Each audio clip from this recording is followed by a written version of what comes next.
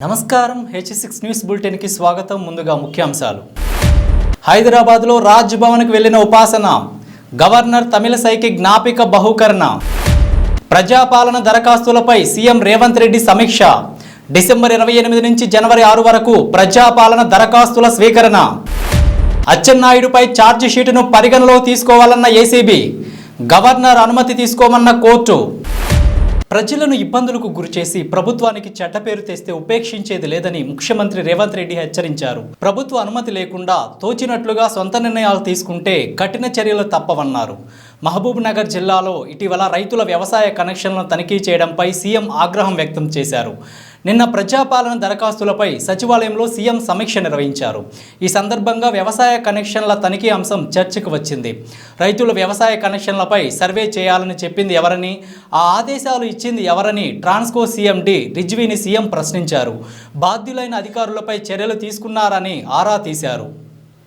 పెట్టుబడి కూడా రాక, గిట్టుబాటు ధర లేక ప్రపంచంలోనే అత్యధికంగా రైతులు ఆత్మహత్య చేసుకున్న దేశంగా భారతదేశం నరేంద్ర మోడీ గారి నేతృత్వంలో ఈరోజు పరిణామాలు జరుగుతున్నవి.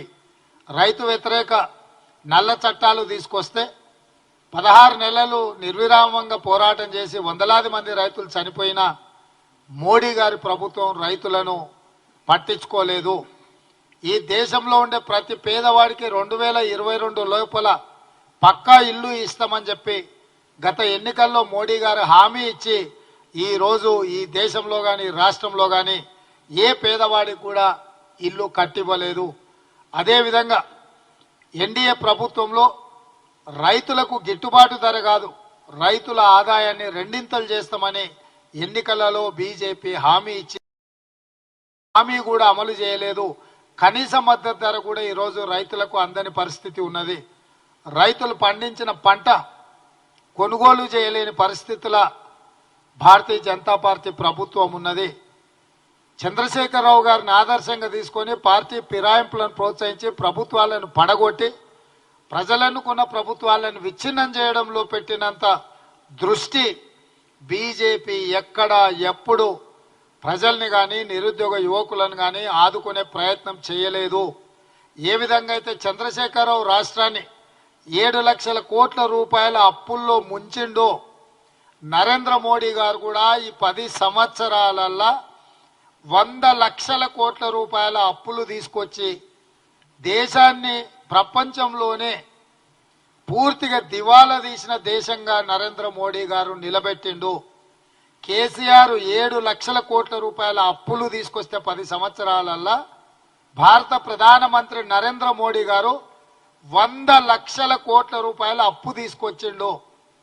140 కోట్ల ప్రజల నెత్తి మీద 100 లక్షల కోట్ల రూపాయల అప్పును నరేంద్ర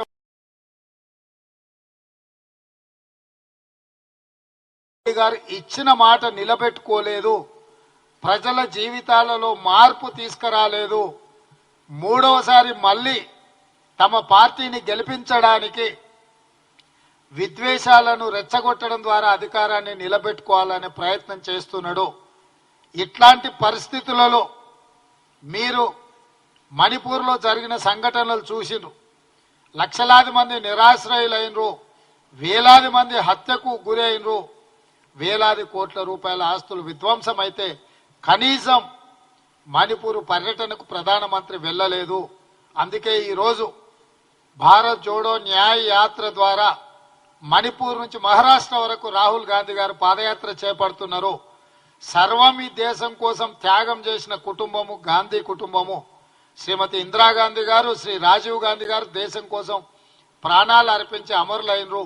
వారిని ఆదర్శంగా తీసుకొని ఈరోజు శ్రీ రాహుల్ గాంధీ గారు భారత్ జోడో న్యాయ యాత్రను చేపడుతున్నాడు.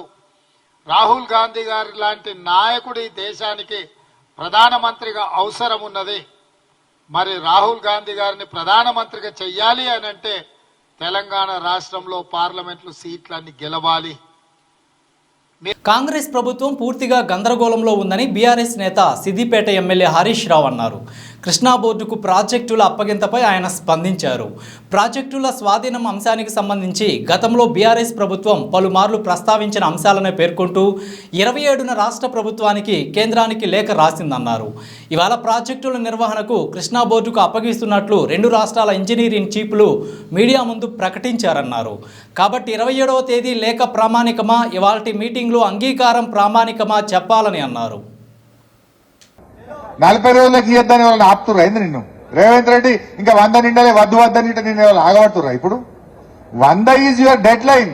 నువ్వు 30కి 40 రోజులకి 50 ఇప్పుడు ఆల్రెడీ 60 రోజులకు వచ్చింది, 2 నెలలకు దాటింది, దగ్గర 2 నెలలకు రానే బట్టే మరి ఇప్పుడు ఎందుకు వద్దంటున్నాం అంటే ఇదంతా కూడా వాళ్ళొక గోబల్స్ ప్రచారం చేసిండ్రు.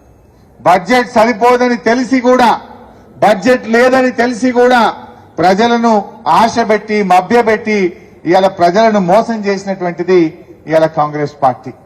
కానీ మనం కూడా గమనిస్తా ఉన్నాం, అదే ప్రజలు తప్పకుండా ఇవాళ కేసీఆర్ అన్నమాట మీద నిలబడ్డారు.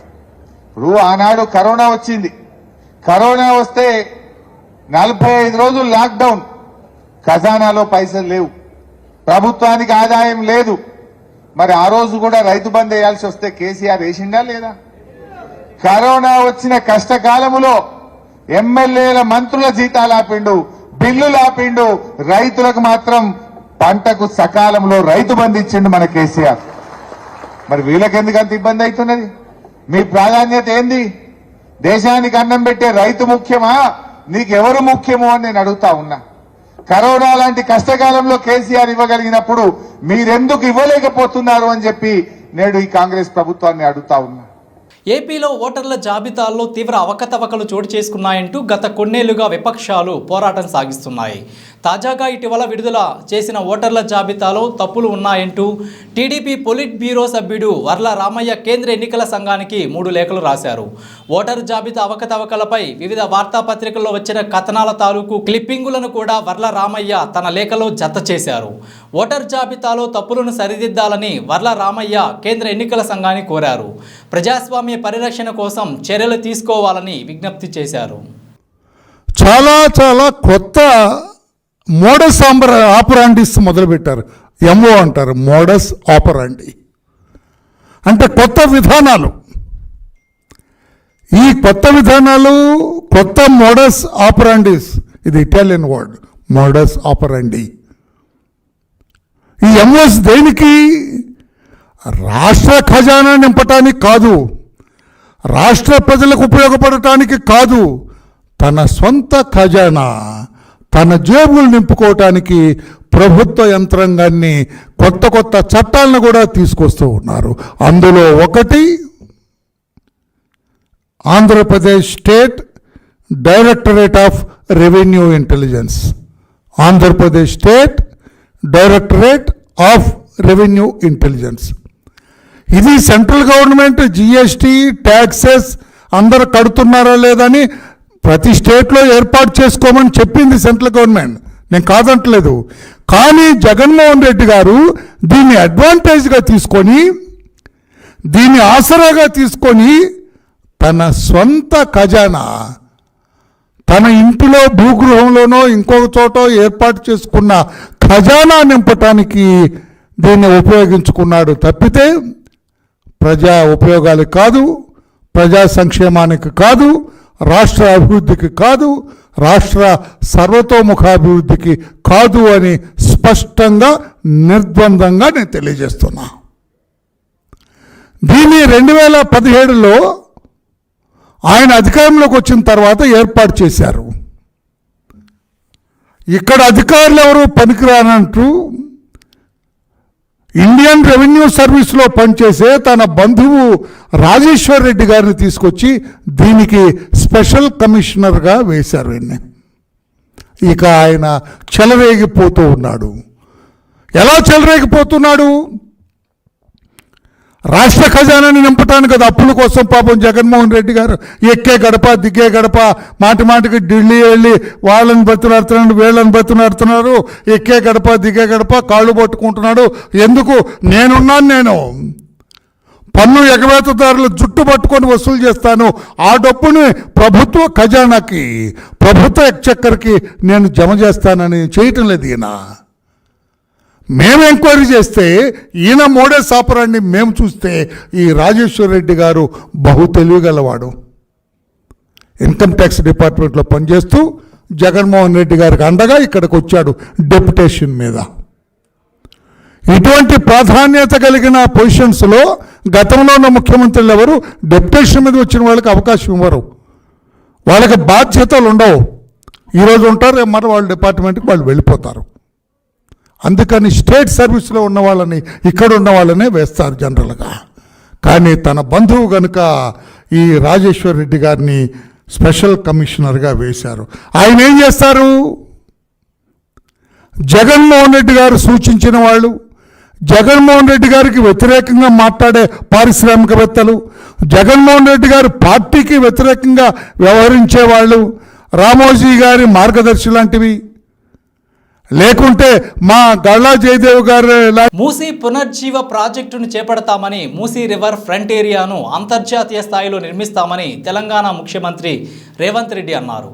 New development bank director general doctor G A Pandian గురువారం డాక్టర్ బిఆర్ అంబేద్కర్ తెలంగాణ సచివాలయంలో ముఖ్యమంత్రి రేవంత్ రెడ్డితో సమావేశమయ్యారు.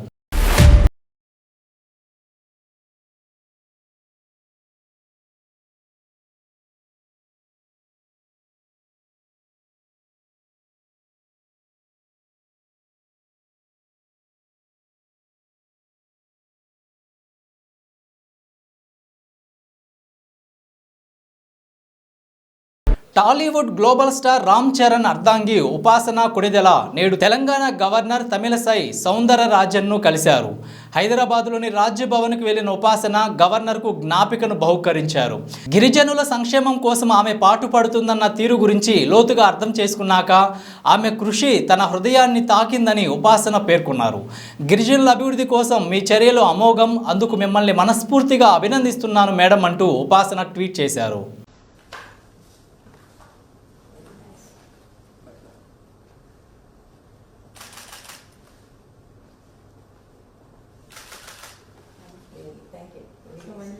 Please take it with you. Yes, yes, with the house.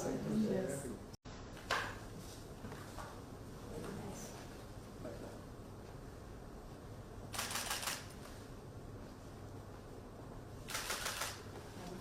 Thank you. So when you travel, please take it with you. Yes, yes, with the house. Yes. ఏపీలో పొత్తులపై రాష్ట్ర BJP chief Purandeswari మరోసారి తమ వైఖరి వెల్లడించారు. ఏపీలో ఇప్పటికే జనసేనతో బీజేపీ పొత్తు ఉందని స్పష్టం చేశారు. బీజేపీతో తెగదెంపులు చేసుకున్నామని జనసేన కూడా ఎక్కడా చెప్పలేదన్నారు. కనుక మాతో పొత్తులో ఉన్నట్లేనని వెల్లడించారు. అంతకు మించి ఇతర పార్టీలతో పొత్తులపై బీజేపీ కేంద్ర నాయకత్వానిదే అంతిమ నిర్ణయమని అన్నారు. బీజేపీ పొత్తు ఖచ్చితంగా 5 కోట్ల ఆంధ్రులతో ఉంటుందని మీడియా ముఖంగా చెబుతున్నానని పురంధేశ్వరి వ్యాఖ్యానించారు. ఏపీలో బీజేపీ ఎన్నికల సన్నద్ధత నేటితో ప్రారంభమైందని అన్నారు. విషయం అందరం కూడా ఇక్కడ గమనించాలి. అది మాత్రమే కాదు, అనేక సమస్యలు సుదీర్ఘంగా మన దేశాన్ని పట్టి పీడిస్తున్నటువంటి సందర్భంలో వాటికి పరిష్కారం తీసుకొచ్చినటువంటి ఘనత నరేంద్ర మోడీ గారి నేతృత్వంలో కేంద్ర ప్రభుత్వానికి దక్కుతుంది. ఒక్కసారి మనం ఎదురెదిగి చూసామండి. జమ్మూ కాశ్మీర్ మన భారతదేశంలో అంతర్భాగం కాకుండా అనేటువంటి ఆందోళన కలిగిన దిశగా మన రాజ్యాంగంలో అధికరణ 370ని ఆనాటి కాంగ్రెస్ ప్రభుత్వం చేర్చడం జరిగింది. ఎవరు కూడా సాహసించలేదు. 75 సంవత్సరాల కాలం ఎవరు కూడా సాహసించలేదు 370 అధికరణని తొలగించాలి అని. మన భారతీయ జనతా పార్టీ వ్యవస్థాపకులైనటువంటి శ్యామప్రసాద్ ముఖర్జీ గారు వారు ఆనాడు एक देश में 2 निशान 2 प्रधान 2 संविधान नहीं हो सकते अंటూ వారు ఆనాడు జరిగింది. అంటే ఒకే దేశంలో 2 చట్టాలు 2 రాజ్యాంగాలు 2 ప్రధానంగా ఉన్నటువంటి ఆనాడు వారు జమ్మూ కాశ్మీర్ కి త్రివర్ణ పతాకాన్ని ఎగరవేయడానికి వారు అక్కడికి వెళ్ళినటువంటి సందర్భంలోనే వారిని అరెస్ట్ చేసి జైల్లో పెడితే అనుమానాస్పద పరిస్థితుల్లో వారు అక్కడ ప్రకటించడం జరిగింది. చాలా మంది రాజకీయ పార్టీని చూసి అంటుంటారు, ఎలా పడితే అలా మీరు మాటలు మారుస్తూ ఉంటారని చెప్తారు. అది భారతీయ జనతా పార్టీ మొదట్లో చెప్పాను, అన్ని రాజకీయ పార్టీల కంటే భిన్నమైన పార్టీ అని. ఎందుకంటే ఇచ్చిన మాట చెప్పిన మాట మీద నిలబడినటువంటి పార్టీ భారతీయ జనతా పార్టీ. అందుకనే ఏదైతే ఆనాడు శ్యామప్రసాద్ ముఖర్జీ విన్నవించారు, వారి కళని నిజం చేస్తూ నిజమైన నివాళి ఇక్కడ 370 తొలగించి నరేంద్ర మోడీ గారు, అమిత్ షా గారు శ్యామప్రసాద్ ముఖర్జీ గారికి నిజమైన నివాళి అర్పించాలని చెప్పి మనం గమనించాలి. వాళ్ళ అధికారుల 370 తొలగిస్తే దేశంలో రక్త ఏరులు పార్టీ అని చెప్పి కాంగ్రెస్ నాయకుడైనటువంటి రాహుల్ గాంధీ గారు చెప్పారు. వాళ్ళ రాహుల్ గాంధీ గారికి మనం చేయాలి. చుక్కల రక్తం ఇవ్వాలి. అక్కడ జమ్మూ కాశ్మీర్ మరి అక్కడ పడిందో ఒక్కసారి రాహుల్ గాంధీ గారు సమాధానం. ఎందుకంటే ఎక్కడ కూడా గొడవ తావలేకుండా చాలా చక్కగా 370 అధికారుల్ని నరేంద్ర మోడీ, అమిత్ షా గారి భయం ఏదైతే ఉందో దాన్ని చాలా చక్కగా దాన్ని తీసుకోవడం జరిగింది. అందుకనే ఇవాళ మనం గుండెల మీద చేసుకుని జమ్మూ కాశ్మీర్ మన భారతదేశంలో భూభాగం అని చెప్పి మనం చాలా సగర్వంగా చెప్పుకోగలుగుతున్నాం. ఆ ఘనత భారతీయ జనతా పార్టీ నాయకత్వంలో కేంద్ర ప్రభుత్వానికి దక్కుతుంది. అదేవిధంగా 500 సంవత్సరాల సుదీర్ఘమైన కళ, ఎంతో మంది ప్రాణాలు అర్పించారు.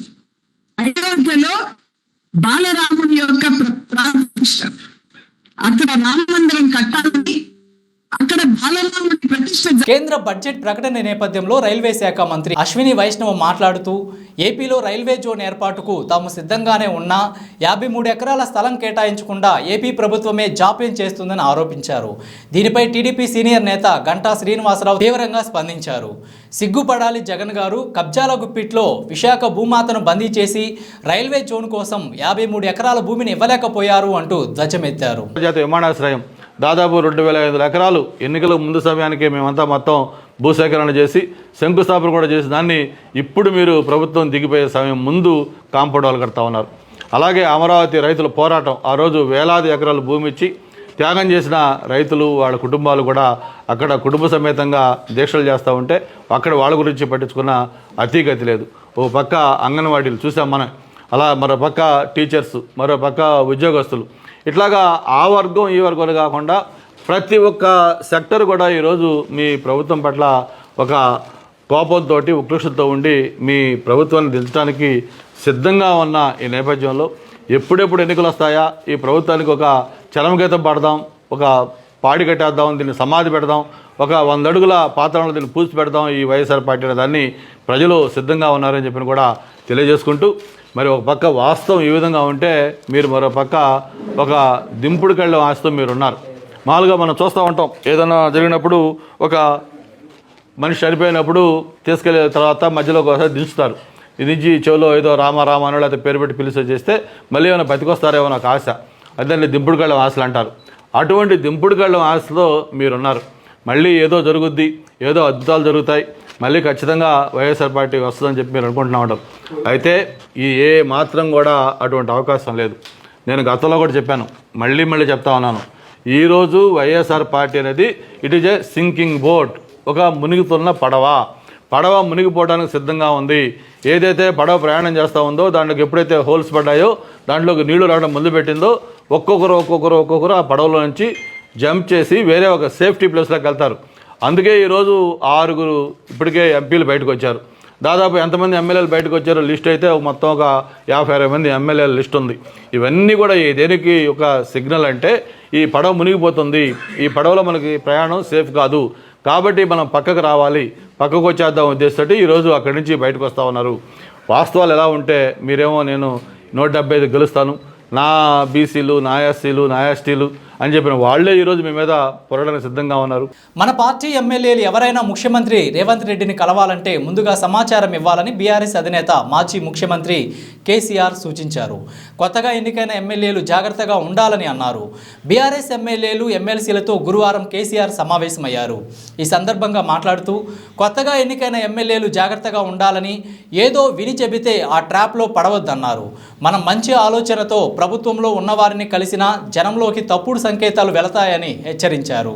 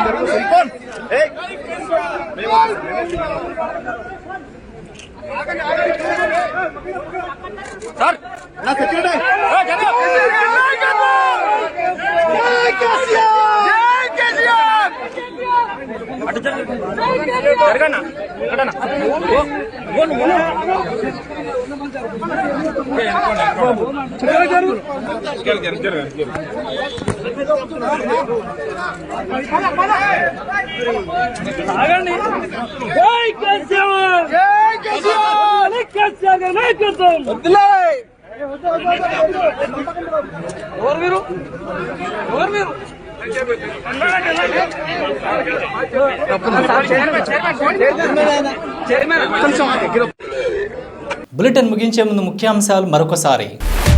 హైదరాబాద్లో రాజ్ భవన్కు వెళ్లిన ఉపాసన, గవర్నర్ తమిళసైకి జ్ఞాపిక బహూకరణ. ప్రజాపాలన దరఖాస్తులపై సీఎం రేవంత్ రెడ్డి సమీక్ష. డిసెంబర్ 28 నుంచి జనవరి 6 వరకు ప్రజాపాలన దరఖాస్తుల స్వీకరణ. అచ్చెన్నాయుడుపై ఛార్జ్ షీటును పరిగణలో తీసుకోవాలన్న ఏసీబీ, గవర్నర్ అనుమతి తీసుకోమన్న కోర్టు. ఇవి ఇప్పటి వరకు ఉన్న అప్డేట్స్. మరిన్ని అప్డేట్స్ కోసం చూస్తూనే ఉండండి H6 న్యూస్.